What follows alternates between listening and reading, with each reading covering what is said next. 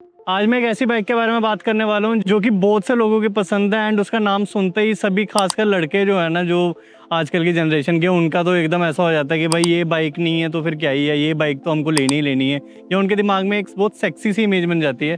उस बाइक का नाम है हार्ले स्ट्रीट 750। और जैसा कि मोस्टली जो लोग वीडियो देख रहे हैं उन्हें पता है कि मैं गोरिल्ला 450 ओनर हूँ एंड आज का पूरा दिन मैं बिताऊंगा इस हार्ले स्ट्रीट 750 के साथ। अब मैं आपको बताता हूँ कि इस बाइक के हम अलग अलग सेगमेंट्स की बात करेंगे। हम देखेंगे कि कैसे ये बाइक किन मामलों में सही है, किन मामलों में इसमें कौन सी चीज़ें इंप्रूव हो सकती हैं एंड क्या ये रियल लाइफ में हमारे उतने फ़र्क करता है या नहीं करता, और आपको इस बाइक के साथ जाना चाहिए या नहीं। तो बात करते हैं हम इसके फर्स्ट इंप्रेशन की, इसके लुक्स की। तो अगर आप दूर से ये बाइक देखो तो आपको दूर से ही ऐसा लगेगा कि यार कुछ तो प्रीमियम चीज़ खड़ी है। इसके लुक्स होगी, इसका लो स्लंग बॉडी हम देख लें, अगर इसका हम ये चंकी टैंक देख लें, या अगर हम इसके हार्ले की ब्रांडिंग देख ले तो ये काफ़ी दूर से ही, लाइक अगर आपको पता भी नहीं होगा ये हार्ले बाइक, आपको दूर से काफ़ी एक प्रीमियम फील देगा, प्रीमियम लुक देगा। और अगर मैं लुक्स की बात बताऊँ तो काफ़ी लो राइडर बाइक है ये। मैं बताऊँ आपको 5 feet 4, 5 feet 3, I guess 5 feet, जिसके पाँव सही से लगते भी नहीं है वो भी इसको बहुत अच्छे से कंट्रोल कर देगा अगर वो इसकी वेट डिस्ट्रीब्यूशन समझ जाए। तो इस वेट को कंट्रोल करना काफ़ी ईजी है। इतना सच मतलब इतना कोई रॉकेट साइंस नहीं है कि बहुत भारी है, मैं लेफ्ट करूँ राइट करूँ जो भी है।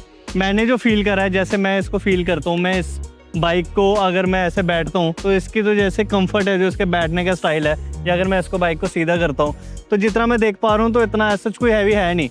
वो ये बात अलग है कि बाइक के वेट तो है ही ऑब्वियसली, लेकिन जिस हिसाब से इसका बिल्ड है, जिस हिसाब से हार्ले ने इसमें काम करा हुआ है, तो वो वैसा लगता ही नहीं है कि यार बहुत भारी है। क्योंकि आप तो वैसे भी इसको चलाओगे, इसको सीधा करोगे, लेफ्ट करोगे, आपको उतना फील नहीं होगा। ऑल्दो इसका बॉडी का वेट होगा, लेकिन डे टू डे लाइफ में मुझे नहीं लगता कि ये इतना ज़्यादा फील होगा। रही बात इसके इंजन की, तो इसका है V ट्विन इंजन। और इस बाइक को जब हम स्टार्ट करते हैं, अभी मैं आपको करके दिखाऊंगा, तो आप इस बाइक की फील लो, इसकी साउंड सुनोगे कैसी है।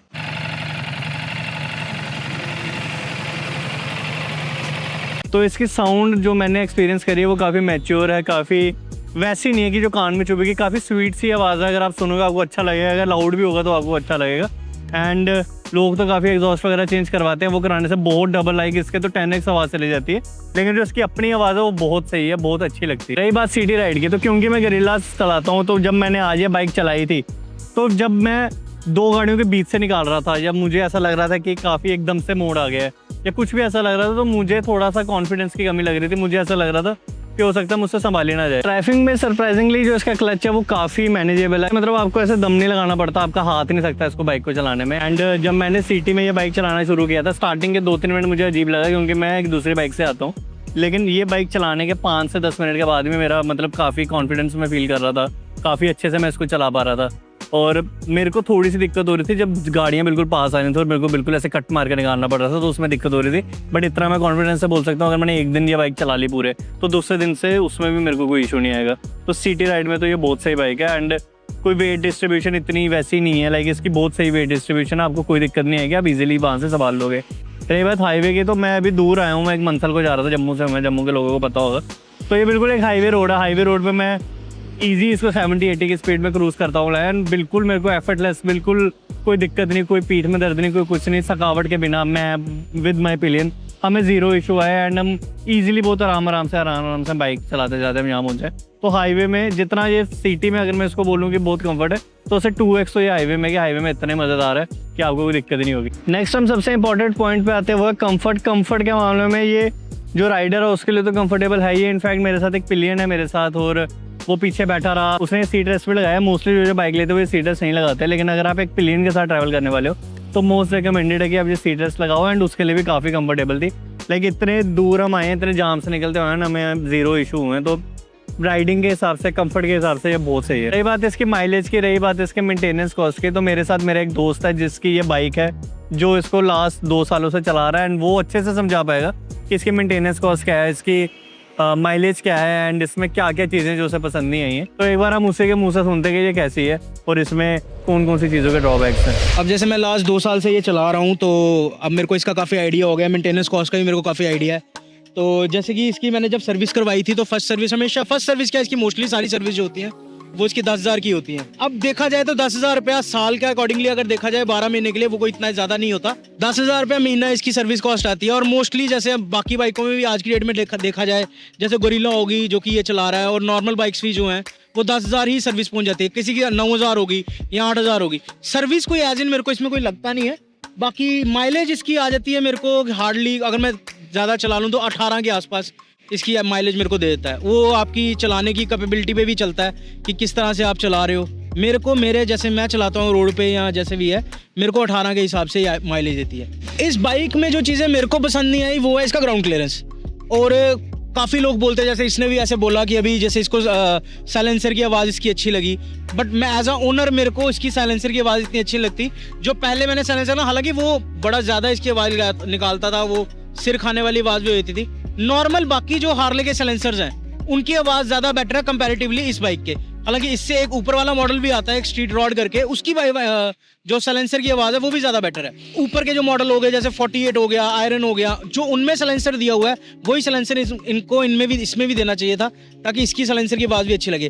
काफ़ी लोग हैं जो यूट्यूब पे बोलते हैं भाई इसकी जो साइलेंसर की आवाज़ है वो वॉशिंग मशीन की तरह लगती है जब वो चल रही होती है। बट अब मैंने रखी हुई है और मैं जो जो ज़्यादा आवाज़ वाले होते हैं साइलेंसर वो प्रेफर नहीं करता। नॉर्मल साइलेंसर की आवाज़ जो कि इसकी अपनी है, मैं उसी में अब कर रहा हूँ और वैसा ही अब मेरे को चलाने में अच्छा लगता है। ना वो कान में चुभती है ना कुछ। मेरी जो ये इससे पहले मैंने काफ़ी बाइक चेंज की हैं। जैसे एक मेरे पास पहले R15 थी, वो भी मैंने काफ़ी साल चलाई। अभी भी है मेरे पास बुलेट थी जो स्टैंडर्ड एडिशन, तो वो भी काफ़ी देर तक चलाई मैंने।